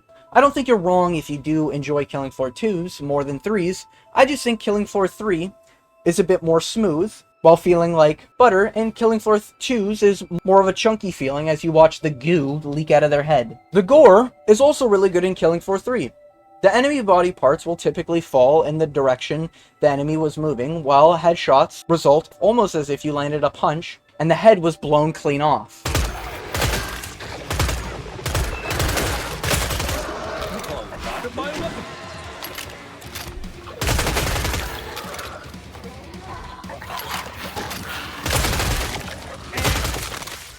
Doing elemental damage, or seemingly a large amount of damage, seems to turn enemies into a red paste or mist, with very viscous looking blood that remains on the floor. Melee feels like cutting through butter, and I didn't use the parry system at all, so I can't really say if it felt good or bad, but it's definitely still in the game. Upon watching more gameplay of Killing Floor 3, I'd have to say I prefer 3's more detailed blood effects, but I wouldn't say that Killing Floor 2's is worse. It's just older, but I do get why some people would prefer Killing Floor 2's gore system. Finishers at times can look awkward when the enemies kneel in janky ways, and the animations when working properly are pretty good in Killing Floor 3. At times they feel stiff or jank when watching a Flesh Pound or a Crawler try to snap onto you while not being able to dodge an attack, but I feel like by lowering the Flesh Pound speed and the Crawler's jump speed, it can look much more clean as far as animations go. Same rule applies to the bosses when looking at the Impaler and the Queen Crawler. They feel too fast when they attack, resulting in jank animations snapping onto the player, or the attack was unavoidable because it snapped to the player's position too fast without a long enough wind-up, or enough time to react to. They've also added attacks like the face spit with some of the enemies. However, for the most part, the animations do look great when they're working properly. The Husk firing his cannon, the Bloats loading up a sack on their back to shoot, and the Cysts and Clots having very close to original animations from what I played in Killing Floor 2. They just have added attack like the face spit or glowing heads to show enragement. Killing Floor 2 was motion capped to my knowledge, which is probably why the animations are far more fluid. The enemies don't snap onto where the player is. It's more like they react once getting a certain distance. Overall, Killing Floor 2 had great animations, far better than the janky animations that can occur, which seemingly is at risk when there's no motion cap involved. Moving on to enemy design, I much preferred the aesthetic of Killing Floor 3 personally, but I respect the previous Killing Floor, unique Scrake and Flesh Pound, that really added to the identity that is Killing Floor. There are quite a few that are generic in the Killing Floor series, however. The cysts and clots can mostly be summed up by a walking corpse, and their very zombie features are pretty generic. The Siren is mostly just a skinny woman with some metal parts blocking certain areas while having a messed up jaw. The Stalker might as well just be a zombie woman with claws and has the ability to go invisible. But the rest all have a uniqueness that adds flavor. Crawlers have a nasty split jaw, spikes on their back, and crawl, hence the name. Husks look like a pyro who are constantly burning alive, and the Gorefast/Fiends both have blades for hands and long-ass tongues. Did you pray today? Because if you did it, I'ma have to dig you down on some gangster shit. Killing Floor 3 has less enemies, but more unique features on each enemy. The Siren has a sick predator-like face that opens up, and a massive neck that elongates when you get too close. The Cyst looks like... Anyways, yeah, I don't think I can really show that on YouTube. But anyways, it's creepy with a nasty looking spit attack that seemingly seems to be at close range. The Clot looks like a Wendigo with metal claws and permanent goggles on. The Scrake and Flesh Pound look more machine than Killing Floor 2's, while mostly keeping the enemy distinct look from the former games. Husk looks more tuned up, with their legs being different, and less they're being constantly burned alive, while I find the Crawler and Bloat are more of a creature than a person. The Gorefast gets probably the smallest change, but looks pretty good. None of the games have bad-looking enemies or bosses, they just each fit their games better than others. I find the Scrake and Flesh Pounds to be the best example, since both reflect the games perfectly, showcasing the difference in 70 years from Killing Floor 2 to Killing Floor 3. Zeds in Killing Floor 2 seem to be spliced up zombies with some sort of gadget or creature with the sense of mad scientists making them, which is great and works for the game. They really do look like Frankensteins, and I think that perfectly fits the aesthetic of Killing Floor 2's apocalyptic atmosphere. Killing Floor 3 seems to be more like factory experiments on mass amounts by some sort of government on people that make an army with tech-infused monsters that barely resemble humans. Both are fantastic at depicting the time in which the games are set in, and the world building of what the people in the world of Killing Floor are having to deal with. Neither one is better than the other in my personal opinion, it's just simply a matter of preference. I personally love the eerie and unsettling feeling of Killing Floor 3's designs, but Killing Floor 2 makes me feel like I'm fighting Frankensteins that are ready to hunt me at any moment. I appreciate both the vibes, but prefer 3 over 2 as a personal preference, where it's not wrong to prefer 2 over 3, or even Killing Floor 1's, if you personally prefer the design of Killing Floor 1's. I just think they're all different and they match the aesthetic of the game almost perfectly. The only recommendation I'd give to the designers is to just add more, because they all look fucking amazing. Now, we get to the maps of Killing Floor 3, which in my opinion, are fine. The maps do a good job of depicting what future areas in the Killing Floor universe look like. City Streets shows how cars have almost all been turned into Cybertruck, and you get a look at the city and how everything looks polished and sleek in broad daylight. Everything is white and glossy, depicting the clean aesthetic of the future cities, while also having a monument of significance in the city. City Streets is likely yet to be hit by the outbreak, and appears that it was vacated rather than run down, which is interesting to see areas before a disaster happens in the world. Army Depot feels more like a military base that was just hit by one of the outbreaks of Zeds, having a massive hole in the side and the wreckage everywhere with more vertical areas to explore, the mantle system and navigation, while being at night. It is also far darker, allowing you to utilize the updated flashlight. Overall, I do like the improvements of the flashlight, but it's just a flashlight. The last beta map is Horizon Factory, which feels like an abandoned factory where everything is still working, perhaps through automation, while giving off the sense that you're defending a factory rather than invading an area yet to be hit by the outbreak, or is in the process of the outbreak going off. City Streets felt pretty small, Depot felt medium, and Horizon Factory felt about the same size. These aren't bad maps in my opinion. While they lack a sense of a thing to do other than run around and survive, they are 3 maps that feel different from my experience. I've seen many people critique the maps saying that they feel the same or dull, but to me, they just show part of the world where you leave the hub to go and explore. Killing Floor 3 seems like it's trying to make maps coherent and about the world as well as what the world would look like in 2091, during and after outbreaks of Zeds. Killing Floor 2 feels more like you're loading a level that has a specific theme, like a circus, castle, or island, with apocalyptic tones mixed in to add detail and character to the maps. Both are good, but obviously Killing Floor 3 maps can't compare yet to the 30 plus maps that are in Killing Floor 2. There's a distinct theme that each game has, and it's trying to tell the player. From my understanding, it seems that the fans of Killing Floor 1 love the basic old horror theme similar to the old Call of Duty zombie maps like Verrückt or 5. Because of the way they're made, it feels like you're in a horror show, and it's only a matter of time before you die. Killing Floor 2 went more into apocalyptic elements rather than horror and kept some of the things the same, with tight hallways and dark areas with limited flashlight life for most of the maps. Killing Floor 3 feels more like an army of modified people or creatures are on the loose and trying to take over, similar to an apocalyptic theme that Killing Floor 2 presents. Most people consider this a fall-off, and while I agree they're definitely different, I don't see one being better than the other. It's all a matter of what theme you prefer. Much like other games, I prefer the atmosphere and the world connectivity of Dark Souls 1, but recognize Dark Souls 3 has an amazing sense of world building and a faster pace to combat while offering more options to the player and how they want to play the game. Dark Souls 1 is far more limited, given what the world gives you, but overall, I like the aesthetic more in Dark Souls 1 than 3. It seems far too common these days to compare games and talk about which game is better than the rest. Most of the time, it's subjective, since you can measure the sales, combat, story, and gameplay. There's almost always something to admire from a different game, even if it's from the same franchise. This often leads to dogpile behavior, where people will tend most likely to follow the first person who jumps on the pile. This isn't always the case. Sometimes it's good to get a review of a game like Cyberpunk early from your friend or a trustable source saying it was a buggy mess that had nothing that was promised on launch. I'm not saying that you can't compare games, but what I'm saying is that it's not always the case that one game is just flat out better than the other. I'm not blind to the problems in Killing Floor 3. Like the janky animations, HUD overlap with numbers, less content than Killing Floor 2, crashes, visual bugs, AI bugs making enemies stuck in walls, forgettable characters so far, dry looking hub, and some improvements to the weapons to make them feel better to use. The intro and outro to the missions should genuinely be straight up removed if they're gonna look that unfinished. We should be able to throw grenades and use gadgets while jumping. I don't know why this is not in the game.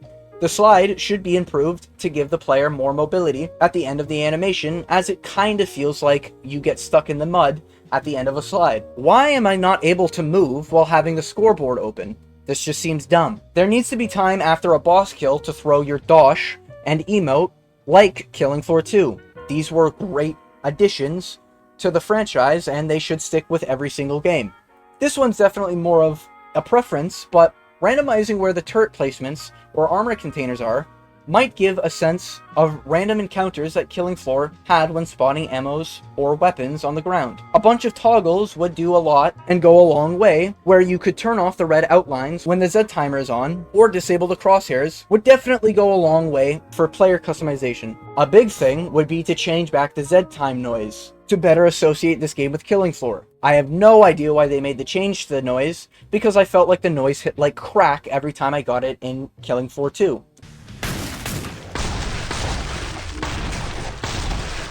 These are all problems, but I feel there are different aspects like the gore or enemy models that are just being lumped in with problems, while they're not an actual issue. The enemy models are completely fine, whether you like them or dislike them. The animations, on the other hand, need a lot more work. The gore is also very fine as long as it's working as intended. Seeing a charred up enemy or watching people's heads explode and turning enemies into paste may all be a preference to you, and I can understand some of the critiques saying that they can't really see through a paste of blood after exploding a Zed, and they want to have the ability to see through the paste to then shoot at what's behind the red mist. But ultimately, in my opinion, they are just different. Killing Floor 3 is just a different number than 2. I enjoy both games, but they are clearly going for a different theme and audience with Killing Floor 3. Killing Floor 2 seems like it wanted to expand a lot on what Killing Floor was, a lot on what Killing Floor 1 was. Killing Floor 3 seems to be trying to pull a bigger audience, and it's trying to become a bigger game, so that more people will want to play the game rather than just the Killing Floor community. It's not that the game isn't being made with the fans in mind, in my personal opinion, it's just being developed in different directions to get a bigger audience. From what I can tell, there's a lot who don't like Killing Floor 3 from the community of Killing Floor, but from the outside of the community, it seems to be pretty positive. One of the biggest problems I find is that when someone new like me tries to join into the Killing Floor community by liking one of the games, they are instantly pushed away because they like Killing Floor 3. It's not that one is straight up better than the other. The Killing Floor games just have different aspects and mechanics to appreciate, and seems the Killing Floor community is very negative to change. Some are bad changes and some are good changes. I believe you should also have the ability to run backwards, as reference to the movement system in Killing Floor 2. I don't know why they didn't bring that back in Killing Floor 3, but while I agree with most of the movement changes, that's definitely one I think they should bring back. But overall, if you don't like the changes Killing Floor 3 has made, that's fine. You can have that opinion that you prefer the former titles, but to alienate anyone trying to get close to the game or the community that shares similarities with other games that they love is not a way to improve the fan base. Quite the opposite, in fact. The franchise may never make the title again because so much of the community is being pushed away from an already pre-existing community. None of the players who have played Killing Floor 3 have any attachment to the game yet, except for the beta, because it's not out. But ultimately, you don't need to buy it if you don't support it. When all there is a hate train in the community, it makes it very hard for a new player to get invested into a title of the franchise. And if the franchise never grows, then unfortunately the games will never improve and the franchise will slowly dwindle out. So ultimately, it is fine to give the game criticism. There are legitimate problems to be discussed, but from what I'm seeing from a vast majority of YouTube content, as well as comments on videos and feedback given to the developers, it's mainly the game's bad because it's bad, or it's mostly insulting the games or the developers, rather than providing legitimate feedback that might be able to help the game Killing Floor 3 as a whole. You can dislike it and you can be frustrated or feel backstabbed that you didn't get Killing Floor 2 remastered. However, ostracizing new players to the franchise will only lead to the downfall even faster of a franchise. I'm not saying it's not completely on the devs either. The devs need to keep in mind that players are providing feedback and they need to implement this feedback to the best of their ability. There are times where the devs can be right over the player base. However, there are really good ideas that need to be implemented in the game, such as previous Killing Floor features. But ultimately, we do need to hold the devs accountable. We need to make sure they respond to feedback as a community, rather than just insulting them, as that will get us nowhere. There's no point in dogpiling on a game, or review bombing it. However, gamers and people as of late just seem to want to dogpile in order to join the loud minority, regardless of being right or wrong. They would prefer to be on what they consider to be the right side rather than the other side, when more often than not, it is just an opinion or a preference in different games. It also seems to be a lot of people just lumping in the word bad game whenever they're referring to systems in the game that they just don't prefer. The gore system is completely fine, albeit there are bugs sometimes, but for the most part, it is a preference, and the fact that you can't see after you turn an enemy into a mist is valid criticism and might be able to be fixed with voicing criticism about the gore system. I've seen a lot of people complain that the effects are too vibrant and colorful, and it's hard to tell what's going on at times. This is valid criticism that can be used to progress the development of Killing Floor 3, but sitting there and saying that, oh, it looks ugly, it looks like shit, everything's bad about it, then that will get the game nowhere and ultimately drive away new players wanting to experience what Killing Floor is. By almost every definition of the formula, it is a Killing Floor game, almost one-to-one, with differences akin to future installments that happen amongst every franchise. And just because they're using mechanics from different games like a slide, mantle, or dash system, does not mean that it's modern slop.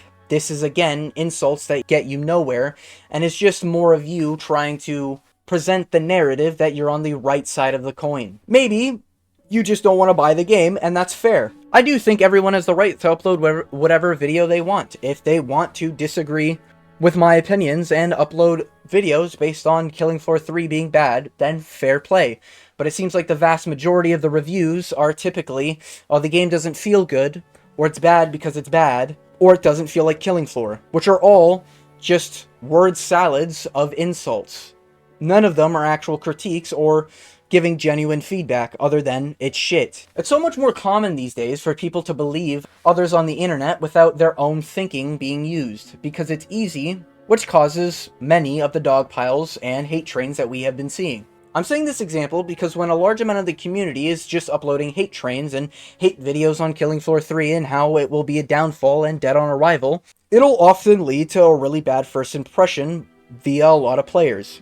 I just believe that Killing Floor 3 is actually a good game at heart, just missing a lot of corners from the previous games and needing a touch-up on a lot of the systems in the game, along with enemy animations, bug fixes, and game crashes. These are all things that I think the game needs to improve on, but ultimately I think it is a good fundamental formula. So by no means do I think Killing Floor is as bad as the modern slop, I guess referring to Concord, or a cash grab, I guess referring to Payday 3, but I do think the game has problems and it needs to fix them. I think ultimately, as the community, we need to make sure the devs are held accountable and they make a good game, while also providing a vocal roadmap to the vast majority of players. It'll be very interesting how the devs respond to the beta's feedback, and I'm curious to see what happens, but I did want to make this video so that I could shed light on both sides of the story. There are people who genuinely enjoy the game that I think will be buying it regardless of whatever someone thinks. There are also people in the Killing Floor community that seem to be bad faith actors that are trying to ostracize the community and push away any new players that are interested at all in the Killing Floor franchise just because they like Killing Floor 3. I feel like the players and devs are both going to be held responsible for how the performance of Killing Floor 3 does. I do think the devs need time to cook this game. If I was to make notes, as a developer of the game, of what to do, the first thing I would do would be to try to make Killing Floor 3 go into early access. However, I don't know the legal ramifications of making a solid hard copy of a game go into early access, as I'm sure they've already shipped out hard copies that are the disc versions of Killing Floor 3. If not, I do think early access would be the best way to do this, because it is clear that the game is just not finished. I think we can all admit that. The game definitely has a fundamental formula, and has a lot of different aspects about the game to appreciate, compared to the others, but it is not a finished game. Definitely needs more time to cook, and to ensure the longevity of the game, so that the servers can hold a healthy player base. But if it's not possible to make the game early access, I think a delay would also be a nice touch. However, I'm not sure of any contracts or aware of anything the upper echelon of the company is trying to get the developers to do. Could be the deadline was set for March 25th and they never finished the product, but they've had to sell it because of the marketing team or a contract they have with the Embracer Group or whoever is the big dog in the company. But ultimately, I think a delay might not fix everything that people think it could fix in the time, especially if they delay the game for too long and it becomes in developmental hell. It's very possible that they actually do need the funding for Killing Floor 3 going forward, as their investors or company might be hounding the developer team working on Killing Floor 3 to produce something already. These are all possibilities with trying to change the release date of Killing Floor 3, but the last and final option I'd recommend is going free-to-play. However, it would also be rough to implement free-to-play, despite it being a easier pill for most new players to swallow. It would be probably a hard time with the people who've already pre-ordered the game and have spent money purchasing the higher editions of the game. There'd have to be some sort of form of compensation here, but I think any of these three options are very valid for Killing Floor 3. Ultimately, I do think it'll still release on the same day, and if it does, it will no doubt have a rough launch. However, I am very curious on what the developers have to say about the Killing Floor feedback on the beta, and what their roadmap is going forward. Well, that was an interesting trip, huh? This is the first time I've really been able to do a big script like this, and I think it turned out pretty well for the most part. I may not have touched on every single subject, but I think I did a good job of clearly and concisely talking about my issues with the game, the concerns I have with the game, and shedding light on both communities that are new to Killing Floor 3 and that are older. Also, I think it was a pretty important topic to talk about how there are a lot of people who will just go with a vocal minority amount as long as it's the most vocal there is. It's quite possible Killing Floor 3 releases and has a larger player base than Killing Floor 1 and 2. However, I also know that the game can fail. And realistically, the game is set to go off in a really rough start. But I do have faith in the developers so far, and I really hope that the game does become great. But at the end of the day, I don't really have any attachment yet to the games, and if Killing Floor 3 does flop, I'm not really losing anything. As you could probably tell, I'm not paid by Tripwire to make this video. I just really wanted to make a video on a game that I think is getting a lot more hate than I think it deserves. I think a lot of people think that Tripwire is this massive company, but realistically, they're much closer to an indie developer company than a AAA. It's also, I do understand that Killing Floor 1 and 2 players really want their aesthetic to be carried on throughout the years, but I think it's forgotten that Tripwire is a company that's been around for a long time. And when the company is around for 20 years, they're most likely looking at the revenue they're generating, and it may be the case that they need more in order to fund their projects. So while ultimately I do understand that Killing Floor 1 players are upset because Killing Floor has always felt like a passion project, and Killing Floor 2 players are upset because the game feels much more different in the movement and some of the enemy designs, but I do think Killing Floor 3 is just another installment in the Killing Floor series, and I'm excited to see what they can produce. I will most likely do more videos on Killing Floor as time progresses, but I really wanted to get this video out before the game comes out, since I felt like no one's really discussing it. There are a few really good reviews out there that I've watched, and I'll put them on screen here, but for the most part, it is just a lot of hate trains that I think are not justified by a bunch of people who just want to voice negativity. Along with a lot of other communities, not just in gaming, this is becoming far too common where people can't critically think for themselves and come up with their own opinion. Typically, they now have to look at opinions from other YouTubers, or they look at influencers or something of the sort that influences their opinion, and then they just follow that opinion. It's this mob mentality that I think is very concerning amongst the Killing Floor community, and I'm not saying it's dedicated only to the Killing Floor community, but it's definitely there. I think it's going to be very hard for new players to get in if they're constantly being chirped at by all the other Killing Floor fans. So in conclusion, I would probably give Killing Floor 3 as it is right now a 6 out of 10 overall, with a 7 out of 10 perhaps on launch, given that there's going to be more content and more things to do. The game has problems, a lot of them, but the discussions need to be about the problems and how to improve the game amongst the community, rather than, the game's bad, franchise is dead, abandon ship. This solves no problems for the franchise and will only kill the game. Tripwire is not going to remake Killing Floor from the ground up. It's just not possible. I do think Killing Floor 3 has the potential to become a smashing success amongst the Killing Floor franchise, and I'm hoping it sticks around for a while. The game can definitely fail, but I do think the game has a lot of potential, and given time and care, like the previous titles, it will eventually become a much better game. So if you made it all the way to the end of this video, I just want to thank you for watching. I normally do videos on anything I'm passionate about. Sometimes it's about video games, and most of the time it's about UFC. But if you made it all the way to the end, I just want to thank you for watching. And as always, I hope you have a good day.